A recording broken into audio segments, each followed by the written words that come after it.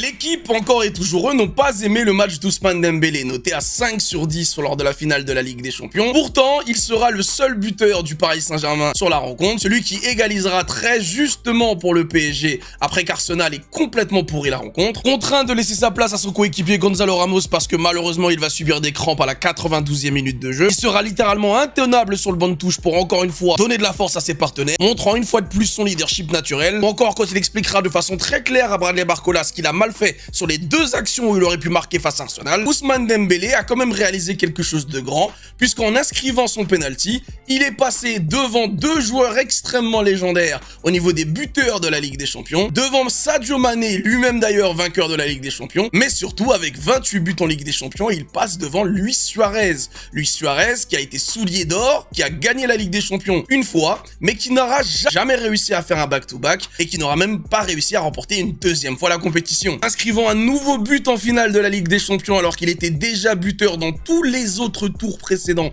de la Ligue des Champions cette saison. Il était déjà rentré dans un cercle très fermé la saison dernière avec seulement 10 joueurs qui avaient réussi à remporter tout ce qu'il avait remporté dans sa carrière. Et bien là, il réduit le cercle encore plus avec seulement Messi, Gerd Müller et Beckenbauer qui ont remporté 2 Ligues des Champions, un Ballon d'Or et une Coupe du Monde. Ousmane Dembélé n'a pas beaucoup joué cette saison, mais il aura été très impactant dans les gros matchs, sachant que le nouveau critère le plus important pour le Ballon d'Or, c'est d'être impactant dans les gros matchs, raison pour laquelle il est déjà plébiscité à sa propre succession pour remporter une nouvelle fois le Ballon d'Or cette saison, lui qui va pouvoir jouer la Coupe du Monde, contrairement malheureusement à Kvaratskhelia qui lui devrait remporter le titre du meilleur joueur de la Ligue des Champions cette saison.